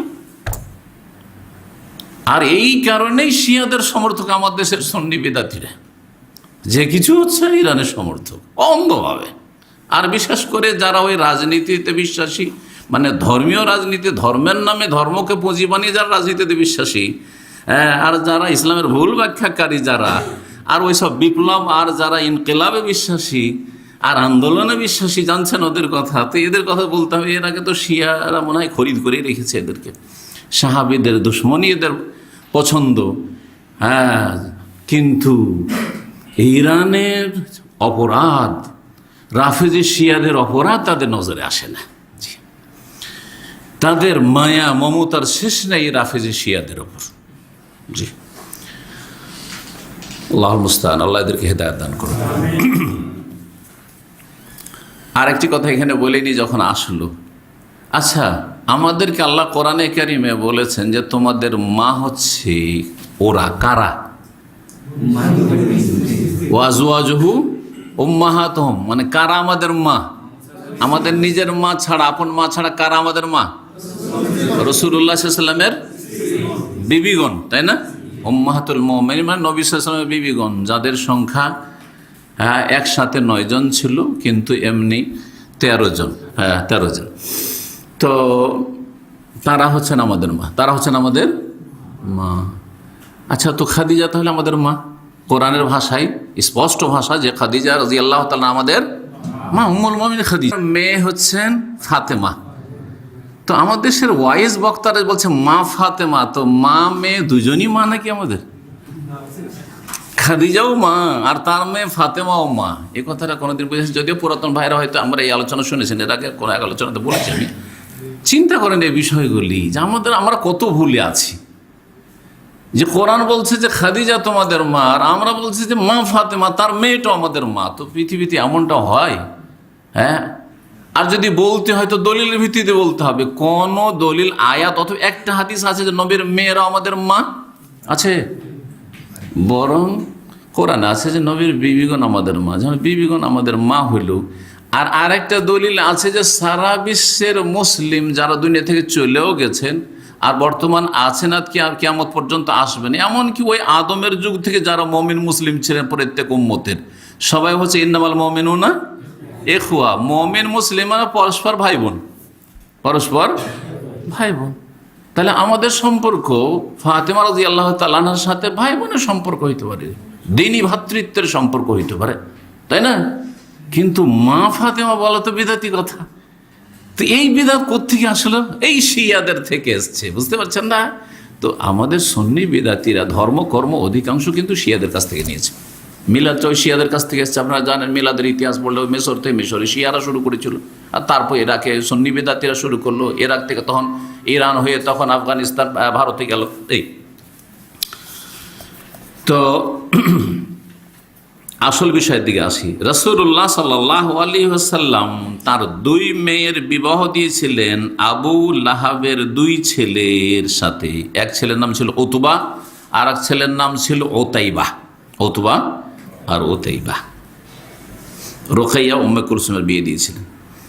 যখন রাসূলুল্লাহ সাল্লাল্লাহু আলাইহি ওয়াসাল্লামের দাওয়াতের কাজ শুরু করে দিলেন, কট্টর শত্রু হয়ে গেল বিআই আর বিআইন দুজনেই। তখন আবু লাহাব বলল 2 ছেলেকে, রাসি মিন রাসিকা হারাম, আমার মাথা তোমার মাথার জন্য হারাম, মানে তুমি আমাকে স্পর্শ করতে পারবে না। আরবদের তো আছে যে বাপ মায়ের কিছু করে আর না করে কপাল মাথায় চুমাটা দিতে হবে, জানা আছে না? নেই? জি, এরা কপাল মাথায় চুমা দাও শরীয়ত সম্মত, এটার উপর কোনো আপত্তি নেই। কিন্তু আমি যে কথা বলতে, কপাল মাথায় চুমা দিলেন আর যদি বাপ মায়ের সাথে সদ্ব্যবহার না করেন, সদাচরণ না করেন, বাপ মাকে খাওয়া দাওয়ার প্রয়োজন না দেন, চিকিৎসার প্রয়োজন না দেন, কেনাকাটা না করে দেন, স্ত্রী নিয়ে চলে গেলেন তো গেলেন, খোঁজ খবর নিলেন না, আপনি কোথায় বাস করেন খবর নাই, তাহলে তো খারাপ আচরণ হয়ে গেল। তাহলে মাথায় কপালে চুমন দেওয়াটার চাইতে বড় হচ্ছে তাদের সাথে সদ্ব্যবহার। কবিল ওয়ালিদাইনে এহসানা, এহসানের অন্তর্ভুক্ত হচ্ছে মাথায় কপালে চুমন দেওয়া, ঠিক আছে। এর বিপরীত আমাদের সমাজে বিদাতি কাজ শুরু হয়েছে, বাপ মায়ের কদম বসি করা, পায়ে চুমা দেওয়া। পায়ে চুমা দেওয়া বেদাত, জি হ্যাঁ, বাপ মায়ের হোক, শ্বশুর শাশুড়ির হোক, আর ওস্তাদের হোক, পায়ে চুমা দেওয়া বেদাত। আর মাথায় কপালে চুমা দিলে ঠিক আছে, কিন্তু শুধু চুমাতেই ক্ষান্ত হইলেন আর শুধু মনে করলেন যে বাপ মাকে চুমো দিলে হক আদায় করে দিলাম, না, মোটেই না। এটা যেমন একটা দুর্বল দিক। যদি শুধু চুমাতে কেউ ক্ষান্ত হয় আর বাকি হকগুলো আদায় না করে, তাহলে অবশ্যই আল্লাহর কাছে পকড়া হবে। অমুসলিমরা আজকাল কি করছে? প্যারেন্টস দিবস পালন করছে। এটাও যথেষ্ট না, যথেষ্ট না, কিছুই না, বরং সারা জীবন বাপ মাকে দেখবে না, বৃদ্ধাশ্রমে রেখে দিয়েছে। আমি দেখে আসলাম ওই লন্ডনে, ইংল্যান্ডে গিয়ে, ম্যানচেস্টারে আমাদের যে মসজিদটা আছে যেখানে আমার আলোচনা, আর মসজিদের পাশে যে আমাকে রুম দেওয়া হয়েছে, রুমের মানে মাঝখানে রোড রাস্তা, আর তারপরে সামনে বৃদ্ধাশ্রম। তো যতক্ষণ রুমে থাকে জানালাতে বৃদ্ধাশ্রমটা দেখতেই পাওয়া যায়, পুরোটা দেখতে পাওয়া যায়, বুড়া বুড়ি সব দেখতে পাওয়া যায়। তো সুবহানাল্লাহ, ওখানে যা দেখলাম যে অধিকাংশই অমুসলিমরা বাপ মায়ের খোঁজ খবর নেয় না। সাবালক সাবালিকা হয়ে গেলে কে কার খোঁজ নেই, ছেলে মেয়েও স্বাধীন, আর বাপ মা পড়ে আছে অসহায়, বৃদ্ধাশ্রম ছাড়ার কোথাও স্থান নেই। আলহামদুলিল্লাহ যে আমাদের, আলহামদুলিল্লাহ, বিশেষ করে ভারত উপমহাদেশে আর আরব দেশে আলহামদুলিল্লাহ একটা পারিবারিক কাঠামো আছে। পারিবারিক একটা, মুসলিমদের মধ্যে এক কথায়, যেখানকার মুসলিম হোক না কেন, যারা পশ্চিমা দেশেও মুসলিম থাকছে, দেখলাম মাশাআল্লাহ বৃদ্ধ বাপ মাকে আলহামদুলিল্লাহ মাথার মুকুট করে রেখেছে, আসে বসে খাচ্ছে। এটা ছেলে, পাকিস্তানি ছেলে দেখা হলো, ইটালিয়ান পাসপোর্ট হোল্ডার, থাকে সে ইউকেতে। তো আমার একটু সহযোগিতা করলো এয়ারপোর্টে। তোকে জিজ্ঞেস করলাম, কারণ হালকা হালকা দাঁড়িয়ে আছে, আর হালকা বয়সের ছেলেটা, মাত্র 22-23 বছর বয়স হবে। তো আমাকে জিজ্ঞেস করলাম, প্রথমে একটু ইংরেজি বললাম, কি জানি হয়তো অন্য ভাষা নাও জানতে পারে, কিন্তু দেখে একটু পাকিস্তানি বা ইন্ডিয়ান লাগছে। তো আমি বললাম যে তুমি কোথাকার, ইংলিশে বললাম। তো বললো যে আমি অরিজিন পাকিস্তানি আর ইটালিয়ান, আমি এখানে থাকি, অন্যান্য ইউরোপের দেশের লোকেরা থাকতে পারে ইউকেতে, তো থাকি। তো আমি বললাম যে তুমি জানো, উর্দু জানো? হ্যাঁ, আমি উর্দু জানতাম। তো ঠিক আছে, তখন আরও বেশি কথা শুরু হইল। কাছাকাছি মুসলিম ছেলে বললো যে আমার আব্বা আমাকে আর কাজকাম করতে দিই না, আমরা 2 ভাই আছি, আমরা কাজকাম কর্ম করছি। হুইল চেয়ার ঠেলছে ছেলেটা এয়ারপোর্টে। বলছে যে আমি কাজ করছি, আমার এক ভাই কাজ করছে, আর বাপ মাকে বলেছি, মা তো কাজ করে না, বাপকে বলেছে আর কোনো কাজ করতে হবে না, বাড়িতে থাকেন বসে। তো এই যে আলহামদুলিল্লাহ মুসলিম সমাজে একটা পারিবারিক একটা যে বাঁধন আছে, এটা কাঠামো আছে, আলহামদুলিল্লাহ, এটা আল্লাহ শুকরিয়া। ইসলামের অনেক কিছু না থাকলেও আলহামদুলিল্লাহ এখনও অনেক কিছু আছে, আলহামদুলিল্লাহ। এটাকে আরও শক্তিশালী করতে হবে, এটাকে আরও মজবুত করতে হবে। আর উদখুলু ফিস সিলমে কাফা, ইসলামে পূর্ণরূপে প্রবেশ করতে হবে, যাতে করে সার্বিক জীবনে আমরা ইসলামকে বাস্তবায়ন করতে পারি। জি, আল্লাহ যেন আমাদের তৌফিক দান করেন। তো আজকাল অমুসলিমরা কি করে জানেন, ওই যে একটা দিবস আছে, মাতা পিতা দিবস, ওই দিবসে কিছু ফুল টুল নিয়ে, কিছু উপঢৌকন গিফট টিফট নিয়ে, বাপ মা বৃদ্ধাশ্রম আছে ওদেরকে দিয়ে চলে আসলো, ব্যাস হয়ে গেল। হ্যাঁ, হয়ে গেল।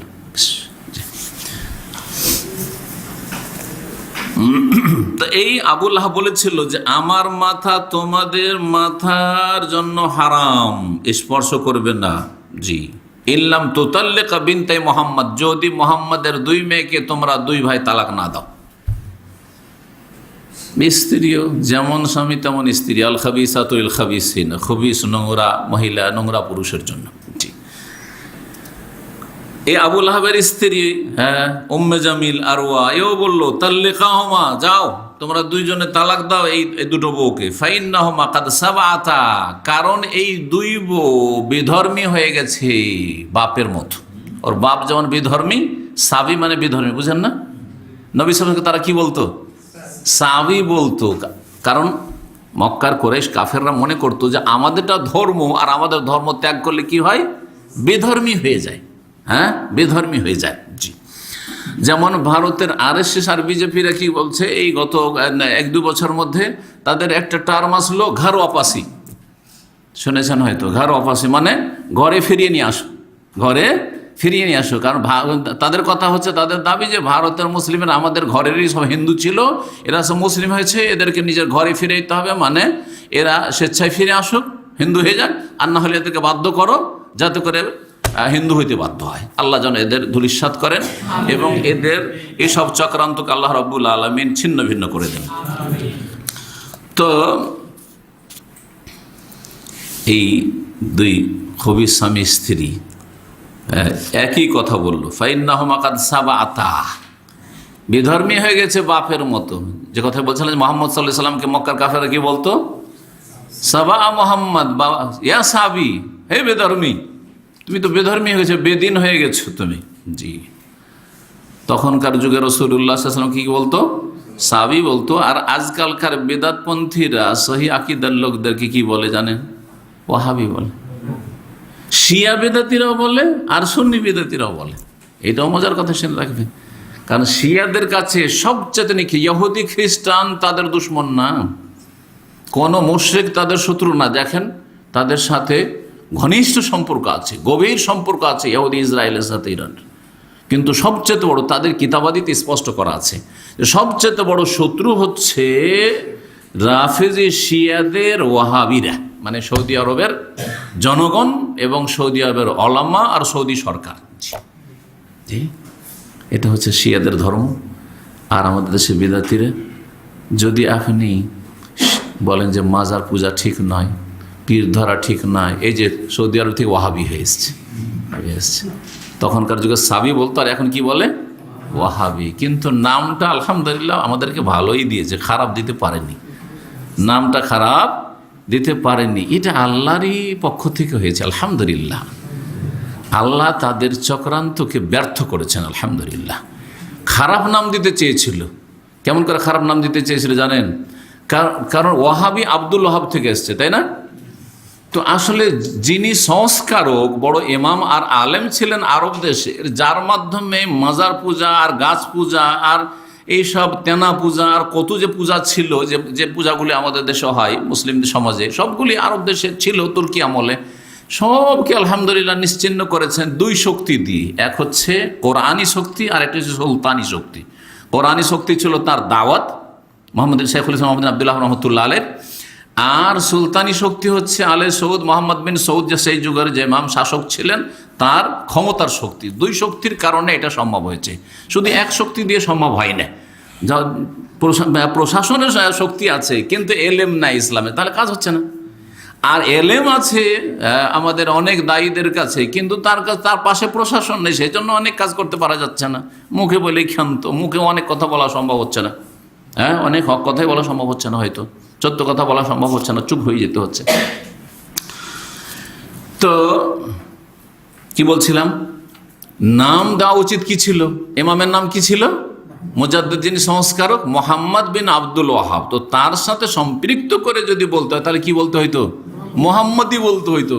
কিন্তু ওরা বললো, আরে মোহাম্মদই যদি নাম দিত তো ভালো নাম দিয়ে দিলাম, তো রসুল্লাহর সাথে সম্পৃক্ত হয়ে গেল, মোহাম্মদই হয়ে গেল, তো মোহাম্মদই নাম দেব না, তো কি দেব?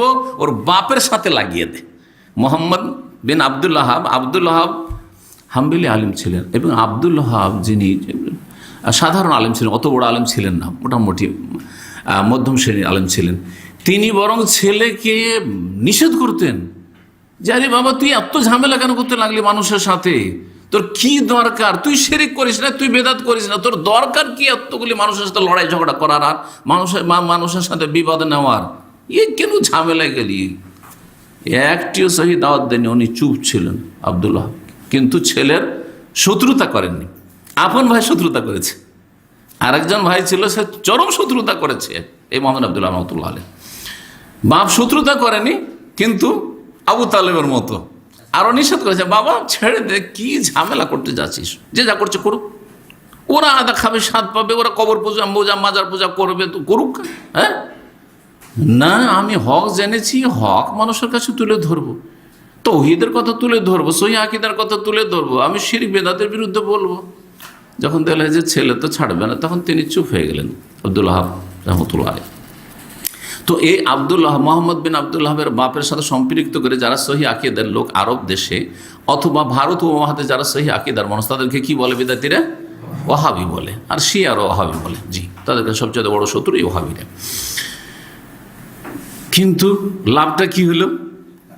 মোহাম্মদী বললে তো মোহাম্মদ সাল্লাল্লাহু আলাইহি ওয়াসাল্লামের সাথে সম্পৃক্ত হতে পারতাম, ওটা তো দিল না। কিন্তু ওয়াহাবি যখন বললো, তো আল্লাহর 99 নামের মধ্যে একটি নাম হচ্ছে আল ওয়াহাব। ইন্নাকা আনতাল ওয়াহাব রব্বে হাবলি মুলকান লা ইয়ানবাগি লিআহাদিন মিন বাদ ইন্নাকা আনতাল ওয়াহাব। সুলাইমান আলাইহিস সালামের দোয়া কোরআনে কারিমে রয়েছে। এই কোরআনে এই নাম রয়েছে আল্লাহর নাম, রব্বে হাবলি মুলকান, আল্লাহ আমাকে এমন রাজত্ব দান করো, লা ইয়ানবাগি লিআহাদিন মিন বাদ, আমার পরে যেন এইরকম রাজত্ব আর কেউ না পায়। তো এই দোয়া কবুল করে আল্লাহ সুলাইমান আলাইহিস সালামকে কি রাজত্ব দিয়েছিলেন? এমন রাজত্ব, যে রাজত্ব পশুর ওপর, পাখির ওপর, জিনদের ওপর, বাতাসের ওপর, বাতাসে উড়িয়ে নিয়ে যেত। গদু ওয়াহা শাহরুন ওয়া রাহাসর, 1 মাস সকালবেলা ভ্রমণে চলে যেত, বাতাসে উড়িয়ে নিয়ে যাচ্ছে। তখন প্লেনের কাজ বাতাসে করছিল, হাওয়াতে এমনি উড়িয়ে নিয়ে চলে যেত। বিকেলবেলা 1 মাসের দূরত্ব চলে গেলেন, ওখান থেকে হাওয়া খেয়ে ভ্রমণ করে চলে আসলেন। যেটা আজকে ফ্লাইটের যুগে অনেকে পারে না, যে সকালে 1 মাসের দূরত্ব গিয়ে ঘুরে এসছে আর বিকেলে ঘুরে এসছে, এরকম খুব কমই লোক আছে। তো যে কথাই বলছিলাম, যে ওয়াহাব কার নাম? আল্লাহর নাম। তো যখন ওয়াহাবি নাম দিল, তো কি হয়ে গেল? ওর মানে হলো আল্লাহওয়ালা হয়ে গেল। ওয়াহাব আল্লাহ, আর ওয়াহাবি মানে আল্লাহওয়ালা। যেমন হক আল্লাহর নাম, আর হক্কানি আলম, আমাদের সামনে হক্কানি আলেম মানে আল্লাহওয়ালা আলেম, তাই না? আর আরো বলে রব্বানি, রব আল্লাহর নাম, আর যখন রব্বানি আলেম, রব্বানি মানে আল্লাহওয়ালা আলেম। জি, ওয়ালাকিন কুনু রব্বানিইনা, আল্লাহ বলছেন তোমরা রব্বানি হও, মানে আল্লাহওয়ালা মানুষ হও। জি, অনেকেই চেষ্টা করেছে কিন্তু ব্যর্থ হয়েছে। আল্লাহ বেদাতীদেরকে ওইখানে কি করেছেন? ব্যর্থ করেছেন। সহি আকীদার লোকদের খারাপ নাম দিতে চেয়েছে, কিন্তু আলহামদুলিল্লাহ খারাপ নাম দিতে পারেনি। মুহাম্মদ রাসূলুল্লাহ সাল্লাল্লাহু আলাইহি ওয়াসাল্লাম এবং তার অনুসারীদেরকে কি বলতো মক্কার মুশরিকরা? সাবি বলতো, যে এরা বেধর্মী, বেদিন হয়ে গেছে। সাবা আতা, এই মুহাম্মদ সাল্লাল্লাহু আলাইহি ওয়াসাল্লামের 2 মেয়ে কি হয়ে গেছে? বেদিন হয়ে গেছে, বেধর্মী হয়ে গেছে। ফাতাল্লাকাহুমা, তখন মা বাবার কথা শুনে এই 2 ছেলে উতবা উতাইবা তালাক দিয়েছিল, বরং কষ্ট দিয়েছিল। যে এক সময় জামাই, সে যদি কষ্ট দেয়, আর তার বাবা, তার মা রাত দিন কষ্ট দিচ্ছে, রাসূলুল্লাহ সাল্লাল্লাহু আলাইহি ওয়াসাল্লাম একটি বদদুয়া দিয়েছিলেন, আল্লাহুম্মা সাল্লিত আলাইহিম কালবাম মিন কালাবিক, আল্লাহ এদের ওপর তুমি বাঘকে বা হিংস্র পশুকে চাপিয়ে দাও, হিংস্র পশু দিয়ে এদেরকে তুমি শাস্তি দাও। তো এদের একজনের ঘটনা, ইনশাআল্লাহ তাআলা এই বিষয়টি বিস্তারিত আলোচনা করা যাবে। বাঘে খেয়ে ফেলেছিলেন, খুঁজে যে রাসূলুল্লাহ সাল্লাল্লাহু আলাইহি ওয়াসাল্লামকে সরাসরি এসে কষ্ট দিয়েছিল। আর রাসূলুল্লাহ সাল্লাল্লাহু আলাইহি ওয়াসাল্লাম মেয়েদেরকে বড়ই অপদস্থ করে আর লাঞ্ছিত করে তালাক দিয়েছিল, এই খবিসগুলো। এই আবু লাহাবের স্ত্রী, যার কথা এতক্ষণ মাঝে মধ্যে বলছিলাম, এর কুনিয়াত, উপনাম ছিল উম্মে জামিল। জি, কিন্তু সে জামিল ছিল না, খবিস ছিল। জি, নাম ছিল তার আরওয়া, বাপের নাম হারব, আরওয়া বিনতে হারব, আর আবু সুফিয়ান ইবনে হারব বিন উমাইয়া। জি, তা আবু সুফিয়ান রাদিয়াল্লাহু তাআলা আনহুর বোন ছিল। এ কট্টর শত্রু ছিল রাসূলুল্লাহ সাল্লাল্লাহু আলাইহি সাল্লামের এবং রাসূলুল্লাহ সাল্লাল্লাহু আলাইহি দাওয়াতের। এর কাজ কি ছিল? এ কীভাবে কষ্ট দিত? কাঁটাযুক্ত ডালপালা নিয়ে আসতো কেটে কেটে বন জঙ্গল থেকে, আর সেই কাঁটাগুলি নিয়ে এসে রাসূলুল্লাহ সাল্লাল্লাহু আলাইহি সাল্লামের যে মসজিদে হারামে আসার রাস্তা, ওই রাস্তাতে ফেলে দিত। রাতের অন্ধকারে ফেলতো, যাতে করে দেখতে না, দিনে ফেলে তো দেখে নেবে আর সরিয়ে দেবে, রাতের অন্ধকারে ফেলতো, যাতে করে রাসূলুল্লাহ সাল্লাল্লাহু আলাইহি সাল্লাম এবং অন্য যে মুসলিমরা এই রাস্তা দিয়ে সালাত আদায় করতে আসে মসজিদে হারামে, তারা ক্ষতবিক্ষত হয় বা তারা ক্ষতিগ্রস্ত হয় বা আহত হয়। এই ছিল তার উদ্দেশ্য। এই উম্মে জামিল বা আরওয়া, আবু লাহাবের স্ত্রী, শুনতে পেল যে আমার সম্পর্কে নাকি কোরআনে নিন্দা করে কুৎসা গেয়ে আয়াত নাযিল হয়েছে, সূরা নাযিল হয়েছে, তাব্বাত ইয়াদা আবি লাহাব। ওখানে যে অমরাতুহু, আর আবু লাহাবের স্ত্রী হাম্মালাতাল হাতাব, যে লোকড়ি বহনকারিনী, এই কথা যখন শুনতে পেল, তখন এত সে রেগে মেতে গেল যে মুহাম্মদকে মারব। সাল্লাল্লাহু আলাইহি ওয়াসাল্লাম হাতে পাথর নিয়েছে, বড় একটা পাথর হাতে উঠিয়েছে, হাতে পাথর নিয়ে রাসূলুল্লাহ সাল্লাল্লাহু আলাইহি ওয়াসাল্লামকে খুঁজতে শুরু করেছে মুহাম্মদ কোথায় আছে। সেই সময় রাসূলুল্লাহ সাল্লাল্লাহু আলাইহি ওয়াসাল্লাম আবু বকরের সাথে কাবার পাশে বসেছিলেন। আল্লাহ রাব্বুল আলামিন এই মহিলাকে শেষ সময়ের জন্য অন্ধ করে দিয়েছিলেন। সে ওখানে এসে এদিক সেদিক দেখছে, কিন্তু রাসূলুল্লাহ সাল্লাল্লাহু আলাইহি ওয়াসাল্লাম দেখতে পাচ্ছেন, আবু বকরকে দেখতে পাচ্ছে। আর বেশিরভাগ তো আবু বকরের সাথে বসে থাকে। আবু বকর রাসূলুল্লাহ সাল্লাল্লাহু আলাইহি ওয়াসাল্লাম শুরু থেকে যেখানে নবী বসে আছেন ওখানে আবু বকর পাশে বসে আছে। সুবহানাল্লাহ। আবু বকরকে দেখতে পাচ্ছে, কিন্তু রাসূলুল্লাহ সাল্লাল্লাহু আলাইহি ওয়াসাল্লাম দেখতে পাচ্ছেন। তখন বলছে সেই মহিলা, আইনা সাহেবক, তোমার সাথী সঙ্গী কোথায়? কাদ বালাগানি আন্নাহু ইয়াহজুনি, আমার কাছে খবর পৌঁছেছে সে আমার কুৎসা গাইছে, সে আমার বদনাম করে বেড়াচ্ছে। ওয়াল্লাহি, আল্লাহর কসম করে বলছি, লা ওয়াজাদতুহু লাযারাবতু বিহাদাল ফিহরি ফাহু, আমি ওকে যদি এখন দেখতে পাই তাহলে এই পাথর দিয়ে তার মুখে মারব। এই উদ্দেশ্যে সে এসছে, কিন্তু আল্লাহ রাব্বুল আলামিন তাকে অন্ধ করে দিয়েছে, দেখতে পাচ্ছে না সে। সেই সময় ওই মহিলা বলেছিল, আমাকে চেনো আবু বকর? আমা ওয়াল্লাহ ইন্নী লা শায়েরা, আমি কিন্তু কবি। কাব্য রচনা করতে পারতো মহিলা কাব্য রচনা করতে পারতো। কাব্য রচনা করার জন্য শিক্ষাগত যোগ্যতা বেশি লাগে না, এটা একটা প্রতিভা। আপনি যদি MA কেন PhD করে নেন বাংলায়, তারপর হয়তো 2-4 লাইন কবিতা লিখতে পারবেন না, হয়তো আপনার প্রতিভা নেই। এক একজনকে আল্লাহ এক এক প্রতিভা দিয়ে সৃষ্টি করেছেন। কিন্তু একটা ছেলে হয়তো অশিক্ষিত, ক্লাস 3-4 পড়েনি, সুন্দর সুন্দর কবিতা লিখছে। জানি না আপনারা জান যে কাজী নজরুল ইসলামের কোনো সার্টিফিকেট ছিল? কিছু ছিল না, মনে হয় অল্প কিছু পড়া ছিল। জি। তারপরে সেই মহিলা বলল যে আমি কবিতা রচনা করতে পারি, আর কবিতার মাধ্যমে মোহাম্মদের আমি কি করব? হেজো করব, মানে কুৎসা গাইব আমি। হ্যাঁ, তার নিন্দা করব, কুৎসা গাইব, জি, আর মানহানি করব। আর আপনাদের হয়তো এই অভিজ্ঞতা আছে যে কারো যদি কুৎসা গান, হ্যাঁ, পদ্যের আকারে, তাহলে সেটা গদ্যের আকারে, মানে কথার দ্বারা কুৎসা বা কথার দ্বারা নিন্দা করার চাইতে বেশি কষ্টদায়ক হয়। একটা লোকে যদি বদনাম করেন আপনি, বা একটা লোকে যদি দোষ ত্রুটি তুলে ধরেন এমনি, এই লোকটা খারাপ, এ বাজে লোক, এই রকম সেই রকম, এটা একটা কষ্ট হবে। কিন্তু ওর চাইতে বেশি কষ্ট হবে যদি ওইটাকে, হ্যাঁ, কি করে, পদ্য আকারে পেশ করে। ওই কথাগুলিকে যদি পদ্য আকারে পেশ করে, চরম কষ্ট লাগে। কবিতার মাধ্যমে কারো প্রশংসা করলে লাফাইতে শুরু করে, দেখেছেন? জি হ্যাঁ। আর কবিতার আকারে যদি কারো কুৎসা গাওয়া হয়, কারো নিন্দা করা হয়, চরম কষ্ট লাগে। জি, পরীক্ষিত জিনিস এটা। জি। সেই মহিলা তখন এক লাইন কাব্য রচনা করলো, মুজাম্মামান আসাইনা ওয়া আমরুহু আবাইনা ওয়া দীনুহু কালাইনা, এই কাব্য রচনা করলো। কবিতার অনেক ভাগ আছে কিন্তু। জি। তো মুজাম্মামান আসাইনা, নিন্দনীয় ব্যক্তির আমরা বিরোধিতা করেছি বা বিরুদ্ধাচরণ করেছি। ও নিন্দনীয় ব্যক্তি, খারাপ ব্যক্তি, সেই জন্য তাকে মানিনি আমরা। ও আমরহু আবাইনা, তার কথাকে আমরা অস্বীকার করি, মানি নেই। ও দীনহু কালাইনা, এবং এই মুহাম্মাদের ধর্মকে আমরা ঘৃণা করি। কালা মানে হচ্ছে ঘৃণা করা। জি, কোরআনের ছোট্ট সূরায় রয়েছে যে মা ওয়াদ্দাকা রব্বুকা ওয়া মা কালা, হে নই অদ্দোহা ওয়াল্লাইলি ইযা সাজা মা ওয়াদ্দাকা রব্বুকা ওয়া মা কালা। যখন মক্কার কিছু কাফেরা বলেছিল কয়েকদিন ওহী না আসায় যে মুহাম্মাদের সাথে জিবরাইলের দুশমনি হয়ে গেছে, হ্যাঁ, বা আল্লাহর সাথে সম্পর্ক খারাপ হয়ে গেছে, আল্লাহর সাথে দুশমনি হয়ে গেছে। এই জন্য দেখো না, কয়েকদিন থেকে আসমানের সাথে, আকাশের সাথে তার কোনো যোগাযোগ নাই, জিবরাইল আসে না তার বাড়িতে। এর খণ্ডনে এই সূরাটি নাজিল হয়। অদ্দোহা, দোহা, হ্যাঁ, পূর্বাহ্নের শপথ।